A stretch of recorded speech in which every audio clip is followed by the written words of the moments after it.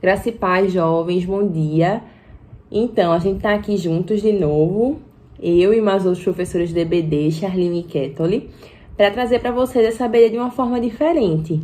Infelizmente, a gente não tá podendo se reunir por conta da situação da pandemia que tá grave, mas a gente tá trazendo para que a gente não venha parar de estudar mais sobre Deus, de aprender um pouco mais, de encontrar um refúgio nesse momento tão difícil.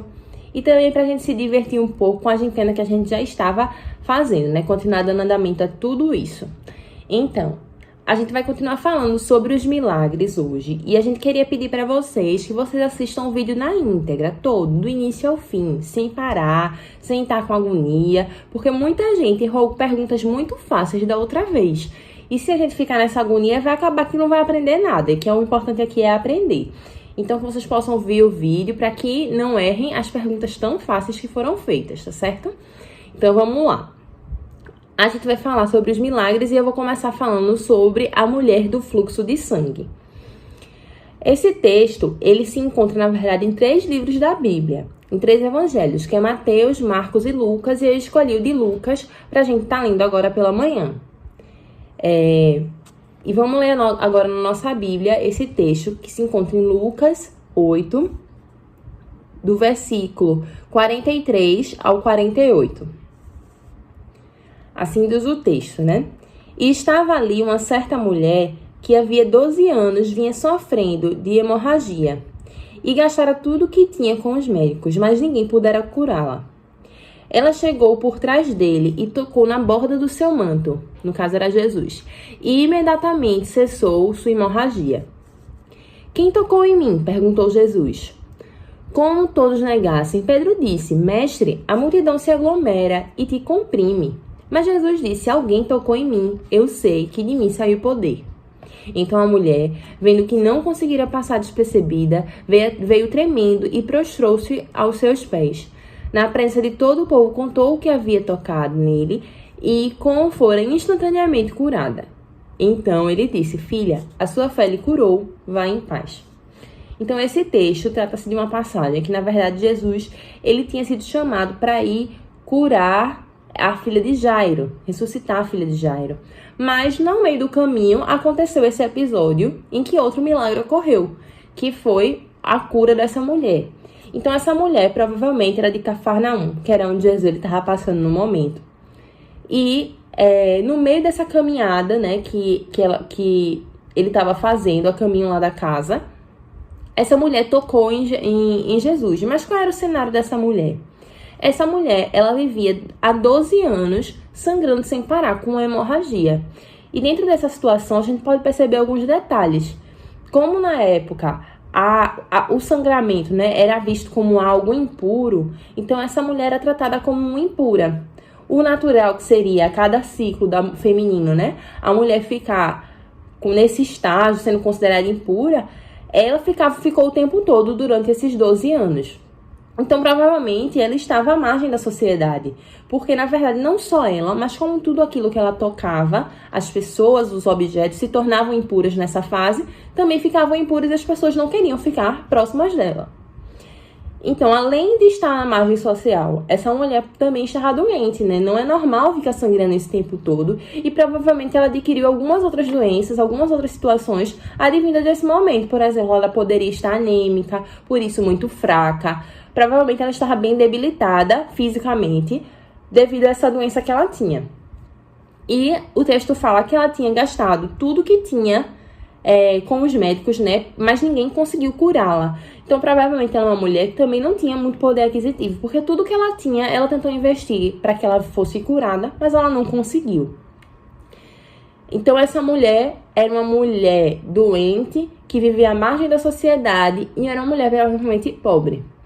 Então, na passagem, diz que ela queria muito encontrar Jesus, então, ao menos tocar na borda da roupa de Jesus, do manto de Jesus, para que ela pudesse ser curada, porque assim ela acreditava.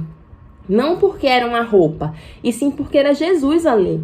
Então, ela acreditava que o poder viria de Jesus e o poder que viria dele seria capaz de trazer essa cura.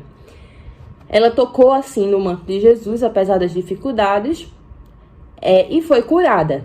Entretanto, ela quis passar imperceptível, né? Porque ela quis tocar e mesmo assim não se mostrou imediatamente a falar, né, que realmente tinha sido curada por Jesus. Mas Jesus, mesmo sabendo de todas as coisas, queria ouvir da boca daquela mulher que ela havia sido curada. E ela falou, ela acabou revelando, informando que ela sim havia sido curada. Depois da pergunta de Jesus, né? Quem me tocou? De mim saiu poder. Aí ela falou que sim, que ela havia sido curada. E contou toda a sua história para todos lá que estavam no momento. E eram muitas pessoas.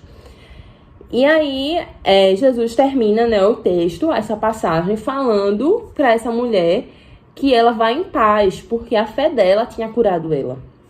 Então, existem algumas coisas que a gente pode aprender com esse texto. Mas antes disso, eu queria fazer a primeira pergunta para vocês. Guardem essa primeira pergunta. Em quais textos da Bíblia está descrita exatamente a passagem da mulher do fluxo de sangue? Essa é a primeira pergunta, certo?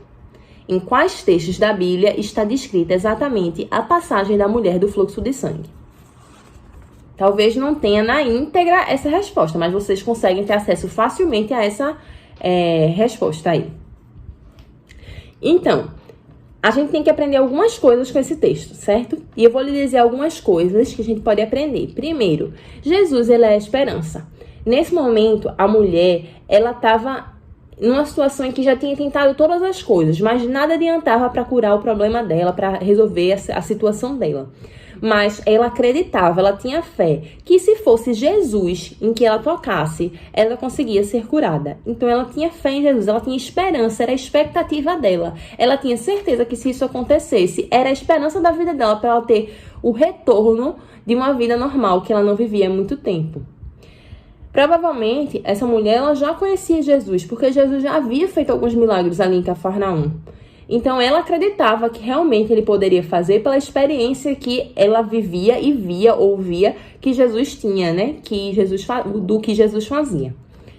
A segunda coisa é que ela nem tocou em Jesus, na verdade. Ela tocou no manto, no pedacinho lá do fim do manto de Jesus. E mesmo assim, ela conseguiu ser curada. Então, eu queria chamar a atenção para essa questão dela nem tocar em Jesus, para mostrar, na verdade, a diferença do nosso relacionamento com o relacionamento que essa mulher vivia quando ela tocou lá no manto de Jesus. Antes, eles não tinham o mesmo tipo de relacionamento, e ver Jesus, tocar no manto de Jesus, era uma opção, era uma oportunidade única. Hoje, a gente tem o Espírito Santo dentro da gente. A gente teve Jesus que morreu por cada um de nós para que a gente pudesse ter acesso a Deus. E mesmo assim, a gente negligencia. Agora, vamos pensar. Essa mulher, ela tinha inúmeras dificuldades para que fizessem ela desistir de ir para lá. Era uma multidão gigantesca que Jesus estava comprimido. O texto fala, né? Ela estava doente. Ela era considerada impura, ou seja, a sociedade não gostava dela. Por a doença, ela estava fraca, cansada fisicamente também, exausta, estava exausta emocionalmente, provavelmente, por toda a situação que ela tem passado nesses últimos 12 anos. Era uma mulher pobre, ou seja, ela só tinha aspectos negativos que não favoreciam ela ir atrás de Jesus. E mesmo assim ela foi. E por que a gente, com todas as facilidades que eu citei também, que a gente tem de acesso, de ouvir falar dele, de pregação na internet, de tudo, todas essas facilidades, a gente não vai atrás de Jesus, nem busca Jesus. Fica aí o questionamento. E outro ponto que eu queria citar é que essa mulher, ela foi corajosa para se revelar. Na verdade, no início ela não foi tão corajosa, né? Devido a ela ser mulher e a sociedade não gostar de que mulheres falassem em público naquele momento, já foi um impedimento para que ela não quisesse falar, mas também tantos outros. Ela não era uma pessoa querida, era uma pessoa que a sociedade desprezava, ela estava doente, então ela não queria se levantar para falar para uma multidão que existia naquele momento. Ela não quis, mas Jesus, ele quis dar importância à fala dela, quis dizer para ela que sim, ela tinha que falar. Quem foi que me tocou? De mim saiu o poder, foi a pergunta de Jesus. E ela disse, fui eu, e contou toda a sua história. Ou seja, Jesus, ele estava interessado em ouvir da boca dela o testemunho do que ela vivenciou durante os 12 últimos anos e o que aconteceu naquele exato momento, imediatamente, quando ela tocou aquela veste. Assim, ela pode atingir outras pessoas aumentar a fé de outras pessoas.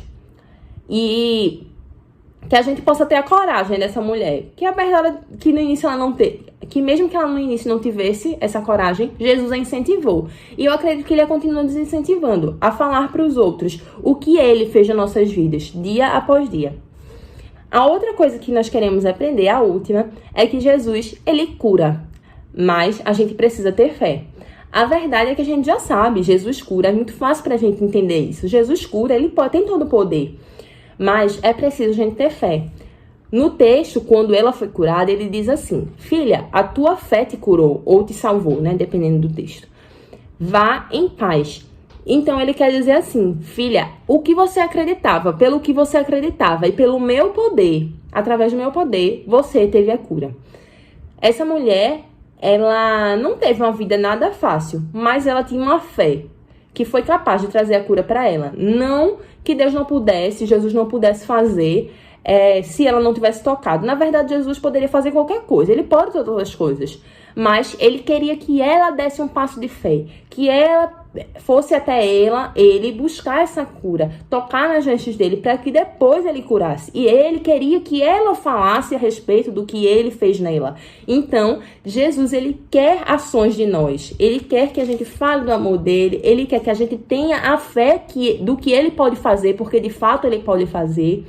Ele quer ser a nossa esperança, ele quer que tenhamos coragem para falar dele. Então, são essas coisas, essas lições que eu queria trazer para vocês hoje. E eu espero que vocês possam guardar lá no fundo do coração e que possa estar transformando a vida de vocês. E agora vai a segunda pergunta. Que milagre Jesus fez após curar a mulher do fluxo de sangue? Que milagre Jesus fez após curar a mulher do fluxo de sangue? Pronto, estou encerrando agora a minha parte. Vamos agora ouvir o outro milagre em sequência. Bom dia, paz do Senhor, meus queridos jovens. Que saudade de estar presencial com vocês. Mas não vamos perder o nosso foco, hein? Vamos continuar aqui com as nossas aulas maravilhosas, surpreendentes, motivadoras e que a gente possa realmente estar aprendendo na graça e no conhecimento do nosso Senhor Jesus Cristo. E como vocês já sabem, estamos falando de milagres, não é verdade? E a minha fala para vocês nesta manhã de domingo não vai ser diferente. Também irei falar de um milagre para vocês. Milagre esse de Jesus, claro. Meu é que não é, né, gente? E o milagre que nós escolhemos para trabalhar hoje com vocês é o milagre da multiplicação dos pães e dos peixes. E eu acredito que a nossa aula hoje vai ser bem legal. A gente vai sair bem orientado e bem instruído na presença do Senhor. Amém? Nesta manhã vamos falar sobre o milagre de Jesus da multiplicação dos pães e peixes, que encontra-se no livro de João, capítulo 6, versículos do 1 ao 15, que diz assim: depois disso, partiu Jesus para o outro lado do mar da Galileia, que é o de Tiberíades. E grande multidão seguia, porque via os sinais que operavam sobre os enfermos. E Jesus subiu ao monte e assentou-se ali com os seus discípulos. E a Páscoa, a festa dos judeus, estava próxima. Então Jesus, levantando os olhos e vendo que uma grande multidão via ter com ele, disse a Felipe: onde compraremos pão para estes comerem? Mas dizia isso para o experimentar, porque ele bem sabia o que havia de fazer. Felipe respondeu-lhe: 200 dinheiros de pão não lhes bastarão para que cada um deles tome um pouco. E um dos discípulos, André, irmão de Simão Pedro, disse-lhes: está aqui um rapaz que tem 5 pães de cevada e 2 peixinhos. Mas que é isto para tantos? E disse Jesus: mandai assentar-se os homens, e havia muita relva naquele lugar. Assentaram-se, pois, os homens em número de quase 5.000. E Jesus tomou os pães, e havendo dado graças, repartiu-lhes pelos discípulos, e os discípulos pelos que estavam assentados. Igualmente também os peixes, quanto eles queriam. E quando estavam saciados, disse aos seus discípulos: recolhai os pedaços que sobejaram, para que nada se perca. Recolheram-lhes, pois, e encheram 12 cestos de pedaços dos 5 pães de cevada que sobejaram aos que haviam comido. Vendo, pois, aqueles homens o milagre que Jesus tinha feito, dizia: este é verdadeiramente o profeta que devia vir ao mundo. Sabendo, pois, Jesus que havia de vir, arrebatá-lo para o fazerem rei, tornou a retirar-se ele só para o monte. Os 4 evangelhos narram essa passagem e eles se completam formando algo bem compacto e coeso do que aconteceu. Eu particularmente gosto muito da narrativa do livro de João, né? A narrativa desse milagre. Para mim ele é bem claro. E a Bíblia, ela ensina sobre vida eterna, mas também nos ensina a ter qualidade de vida. Então, às vezes, nos falta informação da palavra de Deus. Através dos milagres de Deus, de Jesus, não é diferente. Ele quer nos ensinar a termos qualidade de vida. Jesus pregando e o povo ouvindo. Os discípulos preocupados com o horário, que estava ficando tarde. Ali naquele lugar não tinha ar-condicionado, não tinha microfone, não tinha tecnologia nem infraestrutura. Mas o povo parecia atento. Aí Jesus falou, vamos dar comida para eles? Aí Filipe falou, Jesus, acho que o senhor não está entendendo. A gente tem pouca comida. Isso é uma reunião de crente. Gente, isso é o que eu imagino, tá? Eu imagino que tenha sido mais ou menos assim. O Filipe falou, né? Isso é uma reunião de crente. E crente come demais, não come só um pedacinho, não. Se você estiver sorrindo agora, está rindo de você mesmo, viu? Então quer dizer que você come demais, né, jovem? Eu acho engraçado que naquele momento ele estava tentando convencer Jesus que não dava. Imagina só, Filipe tentando convencer Jesus que não dava para alimentar o povo, porque não existia. Naquela hora, a gente ia arrumar onde? Uma padaria para comprar 5.000 pães para alimentar aquelas pessoas. É quase que impossível. Na verdade, quase não, né? É impossível arrumar uma padaria naquela época para comprar 5.000 pães para alimentar as pessoas. Mas Jesus pergunta, por acaso, alguém aí tem alguma coisinha, algum lanchinho, algum alimento? Aí eu até fico imaginando um rapazinho, franzino, fala lá do meio da multidão. Eu tenho um lanche. E a descrição de João parece que ele era um voluntário. Porque André diz, Jesus, tem um rapaz aí que apresentou-se. Ele disse que tem 5 pães de cevada e 2 peixes. O rapaz voluntário parecia até com mais fé do que o próprio André, do que o próprio Filipe. Na verdade, o rapaz estava vindo do ambiente do poder de Deus. Ele estava ouvindo a mensagem do Senhor. Ele estava num ambiente de milagres e ele ouvia Jesus dizendo que estava a fim mesmo de alimentar o pessoal. Filipe falou logo, não dá. André disse, é muito pouco. E o menino disse, eu vou botar o que tenho na mão dele. É pouquinho na minha mão, mas na mão de Jesus, eita! Eu imagino, né? Eu acho que ele pensou ali, assim. Porque ele estava ali por opção. Aquele rapaz não estava ali obrigado. Sabia que estava indo sem pressa de voltar. É tanto que colocou numa bolsinha um lanche, 5 pães e 2 peixinhos. Não é verdade? Mas ele estava ali, na verdade, preocupado em alimentar o seu espírito. Por isso que eu acho que ele abriu mão do lanche. Porque eu acredito que ele tenha pensado, né? Se eu comer meu lanche, Jesus vai ter que sair para providenciar lanche. E se eu der o meu lanche para Jesus, ele vai resolver essa parada aqui gospelmente, né? Muito tranquilamente. E vai continuar alimentando nosso espírito. Eu imagino que tenha sido assim. Mas quando a gente chegar no céu, a gente procura esse rapaz por lá para perguntar a ele direitinho como é que foi essa história, tá, gente? Mas eu já quero lançar para vocês a primeira pergunta. Na verdade, a terceira, porque a primeira e a segunda foram lançadas por Teles. Eu quero lançar a terceira pergunta da nossa enquete, tá, gente? A quem Jesus perguntou onde compraria pão para a multidão comer? A quem Jesus perguntou? Essa é a nossa terceira pergunta. e começamos, a aprender algumas regras com este milagre de Jesus. A primeira regra é que a gente deve aprender a valorizar o que a gente tem. O pouco na nossa mão é muito, mas use para chegar onde você quer com este pouco. Para derrubar Golias, Jesus escolheu Davi. Para libertar o povo do Egito, Jesus escolheu Moisés. Naquela sarça que vocês já conhecem a história. Moisés disse que sozinho era difícil. Jesus ainda mandou o irmão dele junto, que não era muito diferente dele. Então, Jesus ele faz do impossível se tornar possível. Devemos aprender a andar em ambiente de milagre, porque você vai acreditar que Deus vai operar no pouco. Imagina o que esse rapaz pensou, gente? Chama aí o chefe dos crentes, falando com Jesus, na minha imaginação, imagino que tenha sido assim. Chama aí o chefe dos crentes que eu tenho 5 pães e 2 peixinhos para ver o que é que ele pode fazer com isso. Então, o pouco dele na mão dele, mas se tornou muito na mão de Jesus.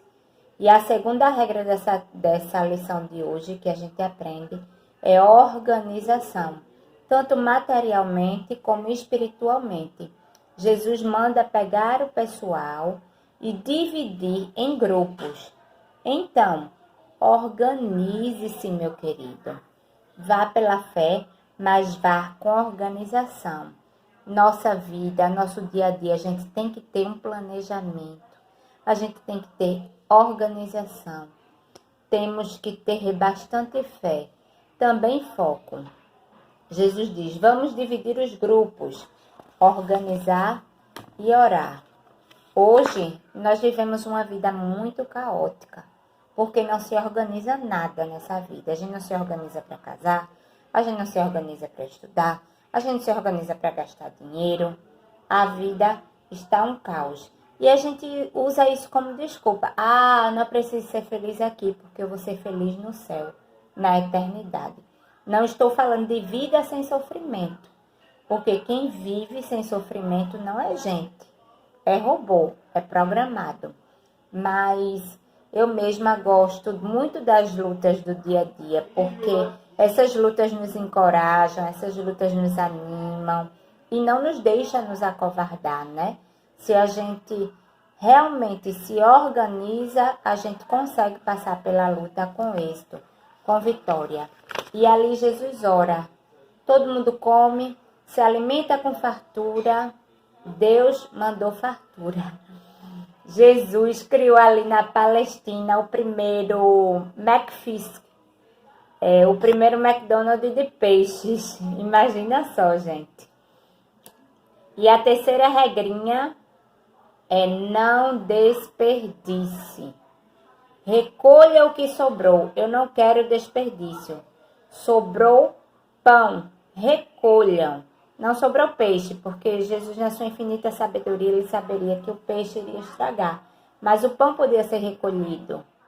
Na verdade, tem pessoas que andam desperdiçando tempo, andam desperdiçando dinheiro, andam até desperdiçando pensamentos. Meus queridos jovens, nós precisamos amadurecer.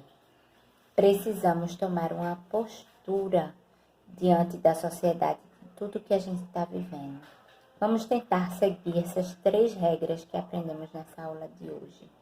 Não é verdade? E já vou lançando aí a 4ª pergunta e última. Quais as 3 regras que aprendemos com o milagre da multiplicação dos pães e dos peixes? Foram 3 regrinhas aí que a gente passou para vocês nesta aula de hoje. Então, quais foram? Esta é a 4ª pergunta aí para vocês, hein, gente? Mas, perto do fim, eu gostaria que vocês repetissem comigo. A minha vida é propaganda do reino de Deus. Amém, meu querido? Valorize o que você tem. Se você não gosta da sua casa, se você não gosta da sua escola, se você não gosta da sua faculdade, do seu trabalho, Se você não tem a saúde que gostaria de ter, valorize o que você tem. Com organização, sem desperdício, você pode alcançar o que você quer. Pois muitas vezes nós não queremos fazer o que devemos fazer. A gente só quer ficar cantando. Vai dar tudo certo, vai dar tudo certo. Se a gente colocar a nossa fé em ação, vai dar tudo certo. Eita, não deu certo. Eu cantei e não deu nada certo. Claro que não deu certo. Você não se programou para isso. Portanto, terminamos aqui a nossa aula de hoje, pedindo para você aproveitar as oportunidades da vida. E eu gostaria de deixar um versículo para vocês, todo especial nesta noite.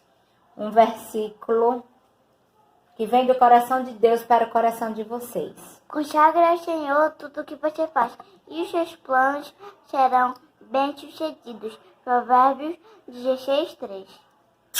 Deus abençoe, fiquem na paz e tenham uma semana abençoada na presença do Senhor Jesus. Amém, queridos? Vamos concluir com uma oração final. Pai amado e querido, na tua santa e maravilhosa presença queremos te render graças, Senhor, por mais uma EBD, Senhor. Agora de uma maneira diferente, mas bem especial, feita com todo amor, com todo carinho, Senhor. Continua nos usando como instrumentos, Senhor, da tua palavra. Continua nos fazendo, Senhor, enviados teus, Senhor, para que a gente possa alcançar o maior número de vidas como instrumentos, Senhor, de ensino, ó Pai, da tua palavra. Isso é o que te pedimos e te agradecemos em nome de Jesus. Amém.